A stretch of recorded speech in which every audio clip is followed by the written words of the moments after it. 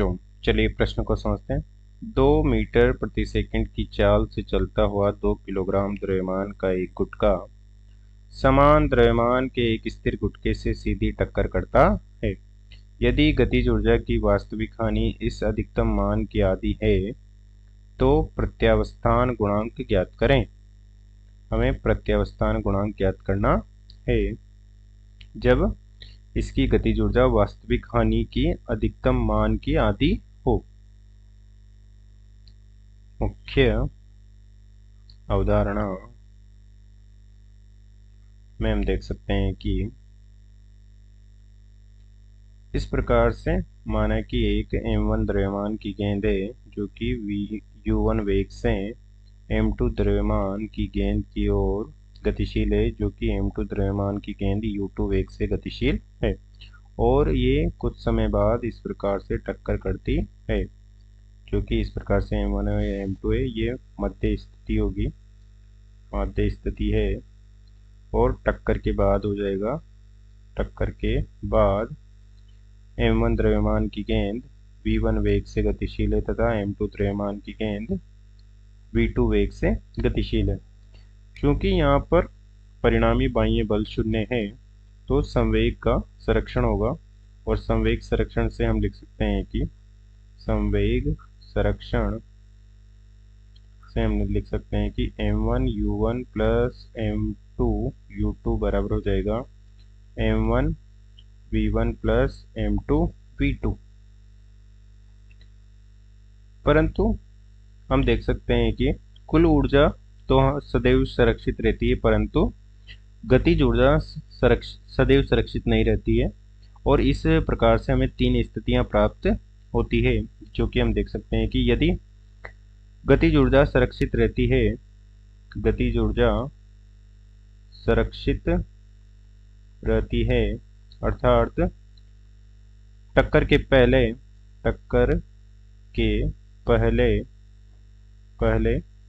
जो गतिज ऊर्जा होती है अर्थात के इनिशियल और टक्कर के बाद गतिज ऊर्जा हो गई के फाइनल। तो के इनिशियल बराबर है यदि के फाइनल होता है तो ये हो जाती है पूर्णतः प्रत्यास्थ टक्कर और इसमें डेल्टा के बराबर होता है 0 अर्थात गतिज ऊर्जा में कोई हानि नहीं होती है। जितनी गतिज ऊर्जा टक्कर के पहले थी उतनी ही गतिज ऊर्जा टक्कर के बाद हो जाती है। ऐसा क्यों होता है? क्योंकि टक्कर जब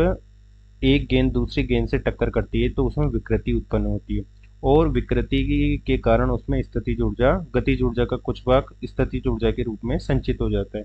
यदि वह विकृति पूर्णतः प्रत्यास्थ होने के कारण पुनः गतिज ऊर्जा में परिवर्तित हो जाती है तो जितनी गतिज ऊर्जा टक्कर के पहले थी उतनी गतिज ऊर्जा टक्कर के बाद प्राप्त हो जाती है और जिनमें विकृति स्थायी रूप से अवस्थित हो जाती है उनमें गतिज ऊर्जा का कुछ भाग स्थितिज ऊर्जा के रूप में संचित हो जाता है। इस वजह से गतिज ऊर्जा का कुछ भाग की हानि हो जाती है और वह संचित हो जाता है स्थितिज ऊर्जा के रूप में और हमें टक्कर के बाद प्राप्त नहीं हो पाता है और इस वजह से उसमें गतिज ऊर्जा में हानि हो जाती है। तो उसकी दूसरी स्थिति माना कि गतिज ऊर्जा में हानि हो रही है, गतिज ऊर्जा में कुछ हानि हो रही है अर्थात के इनिशियल का मान ज़्यादा होगा के फाइनल से और ये स्थिति हो जाती है अप्रत्यास्थ टक्कर की और इसमें डेल्टा के 0 नहीं रह पाता है अर्थात कुछ हानि हो जाती है। और तीसरी स्थिति हो जाती है जिसमें गतिज ऊर्जा में अधिकतम हानि होती है अर्थात के इनिशियल का मान ज़्यादा हो जाता है और के फाइनल का मान बहुत कम रह जाता है और इसे कहते हैं पूर्णतः अप्रत्यास्थ टक्कर और इस स्थिति में डेल्टा के अधिकतम हो जाता है क्योंकि इसमें जो विकृति उत्पन्न होती है उसका विकृति के रूप में बहुत सारी ऊर्जा संचित हो जाती है, इस वजह से हमें अधिकतम हानि प्राप्त होती है। अब चलिए प्रश्न को हल करते हैं। प्रश्न में दिया गया है कि एक गेंद है जिसका द्रव्यमान है 2 किलोग्राम और ये u1 बराबर 2 मीटर प्रति सेकंड की चाल से गतिशील है और दूसरी गेंद जो कि समान प्रकार की गेंद है उसका भी द्रव्यमान 2 किलोग्राम है, परंतु वह स्थिर है, अर्थात उसका वेग हो जाएगा u2 बराबर 0 मीटर प्रति सेकंड। और टक्कर के बाद वो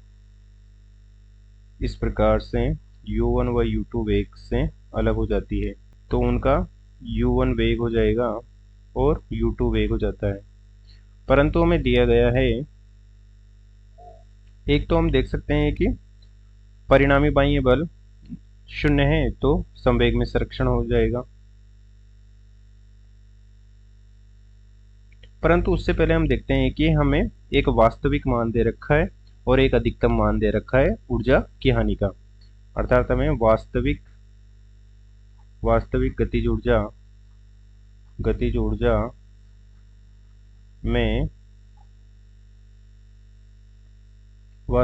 गतिज ऊर्जा में हानि या गतिज ऊर्जा में वास्तविक हानि तथा अधिकतम गतिज ऊर्जा में हानि ज्ञात करनी है, जिसके लिए हम देख सकते हैं कि अधिकतम गतिज ऊर्जा में हानि कब होगी। इसकी दो स्थितियां प्राप्त हो सकती है हमें कि पहली स्थिति तो ये हो जाएगी कि अधिकतम गतिज ऊर्जा में हानि के लिए इस प्रकार से दोनों गेंदें आपस में जुड़ जाएगी और ये हो जाएगी 2 किलोग्राम और ये भी 2 किलोग्राम और ये v डैश से गति करने लग जाएगा। तो इस स्थिति में अधिकतम गतिज ऊर्जा हो जाएगी और इस स्थिति के लिए हम देख सकते हैं कि संवेग संरक्षण लगाकर ये हो जाएगा 2 किलोग्राम प्लस 2 किलोग्राम 0 प्लस 2 गुणा v डैश, और v डैश का मान हमें प्राप्त हो जाएगा 1 मीटर प्रति सेकंड। अर्थात जब ये दोनों जुड़ जाएंगे अर्थात पूर्णतः प्रत्यास्थ टक्कर हो जाएगी, पूर्णतः अप्रत्यास्थ टक्कर, और इसी स्थिति में अधिकतम ऊर्जा हानि होती है। तो अप्रत्यास्थ टक्कर की स्थिति में v डैश हमें प्राप्त हो चुका है, तो हम इसमें ऊर्जा हानि ज्ञात कर सकते हैं, जो कि हो जाएगी डेल्टा के बराबर के इनिशियल माइनस के फाइनल। के इनिशियल का मान हो जाएगा 1/2 m, अर्थात 2 किलोग्राम की गेंद 2 मीटर प्रति सेकंड से गति कर रही है, तो 2 की घात 2 हो जाएगा और ये हो जाएगा 1/2 गुणा 2 गुणा 0 और माइनस हो जाएगा 1/2 गुणा 4 गुणा v डैश का मान हो जाएगा 1 की घात 2। तो 2 से 2 कट गया, 2 से 4 कट गया 2 बार और ये हो जाएगा 4 माइनस 2 जो कि हो जाएगा 2 जूल, अर्थात अधिकतम हानि हो जाएगी डेल्टा के मैक्स हो जाएगा 2 जूल, अर्थात पूर्णतः प्रत्यास्थ टक्कर में अधिकतम हानि है डेल्टा के, मैक्सिमम है 2 जूल। परंतु हमसे कहा गया है कि वास्तव में पूर्णतः प्रत्यास्थ टक्कर नहीं हो रही है, अर्थात टक्कर हो रही है इस प्रकार से, जो कि होगी कि टक्कर के बाद 2 किलोग्राम की वेग अलग वेग से v1 वेग से गति करेगा और दूसरी गेंद v2 वेग से गति कर रही है, अर्थात पूर्णतः प्रत्यास्थ टक्कर नहीं हो, वास्तव में अप्रत्यास्थ टक्कर हो रही है, अप्रत्यास्थ टक्कर हो रही है और उसमें जो ऊर्जा हानि है डेल्टा के, वो अधिकतम मान का आधा है, अर्थात अधिकतम मान का आधा है, अर्थात ये हो जाएगा 1 जूल। और इसे हम लिख सकते हैं कि अधिकतम मान का आधा है, तो डेल्टा के बराबर हो जाएगा प्रारंभ में गतिज ऊर्जा के इनिशियल माइनस के फाइनल बराबर हो जाएगा 1 जूल, और के इनिशियल का मान हो जाएगा 1/2, 2 किलोग्राम की गेंद 2 मीटर प्रति सेकंड से चल रही है और दूसरी गेंद हो जाएगी 2 किलोग्राम की जिसका वेग 0 है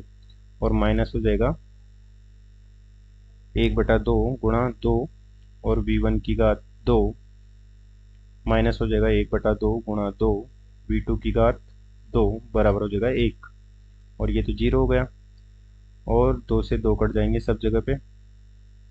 और ये हो जाएगा 4 माइनस v1 की घात 2 माइनस v2 की घात 2 बराबर 1। और ये हो जाएगा v1 की घात 2 प्लस v2 की घात 2 बराबर 3, जो कि माना कि समीकरण नंबर 1 में। इस प्रश्न में प्रत्यावस्थान गुणांक ज्ञात करना है, तो उसके लिए हम देख सकते हैं जब अप्रत्यास्थ स्थिति है तो प्रत्यावस्थान गुणांक पुनः हम स्थिति को बना सकते हैं, जो कि हो जाएगी इस प्रकार से 2 किलोग्राम की गेंद 2 मीटर प्रति सेकंड से 0 वेग वाली, और 2 किलोग्राम की गेंद 2 किलोग्राम की गेंद v1 वेग और v2 वेग है उसका। तो समवेग संरक्षण भी देख सकते हैं हम इसमें। तो 2 गुणा 2 प्लस हो जाएगा 2 गुणा 0 बराबर हो जाएगा 2v1 प्लस 2v2, और ये हो जाएगा v1 प्लस v2 बराबर 2। और इसका यदि वर्ग कर देते हैं हम तो ये हो जाएगा v1 plus v2 plus 2v1 v2 बराबर 4। और प्रत्यावस्थान गुणांक के लिए हम देख सकते हैं कि E बराबर हो जाएगा दूर जाने का आपेक्षिक वेग, दूर जाने का आपेक्षिक वेग बटे हो जाएगा पास आने का आपेक्षिक वेग, जो कि हो जाएगा v2 माइनस v1 बटे u1 माइनस u2, और ये हो जाएगा v2 माइनस v1 बटे u1 का मान हो जाएगा 2, और ये हो जाएगा E, और v2 का मान तो 0 है इसे, और ये हो जाएगा v2 माइनस v1 बराबर 2E। इसका भी वर्ग कर देते हैं तो ये हो जाएगा v2 की घात 2 प्लस v1 की घात 2 माइनस 2 v1 v2 बराबर 4 E की घात 2। और यहाँ से माना कि ये समीकरण नंबर 2 है, ये समीकरण नंबर 3 है, तो 2 प्लस 3 कर देंगे हम। तो यहाँ पे लिखते हैं हम v1 की घात 2 प्लस v2 की घात 2 माइनस 2v1 प्लस v2 बराबर 4 e की घात 2, जो कि समीकरण नंबर 3 हो जाएगी। और इसे हम जोड़ देते हैं तो इससे ये कट जाएगा, और ये हो जाएगा v1 प्लस v2 प्लस 2, और ये हो जाएगा 2 1 प्लस e, जो कि समीकरण नंबर हो जाएगी 4। और इससे पहले हमने समीकरण नंबर 1 में देखा है कि v1 की घात 2 प्लस v2 की घात 2 बराबर 3 समीकरण नंबर 1 है। तो यहाँ 1 से 4 में मान रख देंगे तो ये हो जाएगा, यहाँ से मान इसमें रख देंगे तो ये हो जाएगा 3 बराबर 2 1 प्लस e की घात 2, और ये हो जाएगा e की घात 2 बराबर 3 बटे 2 माइनस 1, जो कि हो जाएगा 1 बटे 2, और यहाँ से e बराबर हो जाएगा 1 बटे वर्गमूल 2, जो कि प्रत्यावस्थान गुणांक E का मान है, और यही हमसे पूछा गया है। अतः दिए गए प्रश्न को हमने हल कर दिया है। आशा करते हैं आपको समझ में आया होगा। धन्यवाद।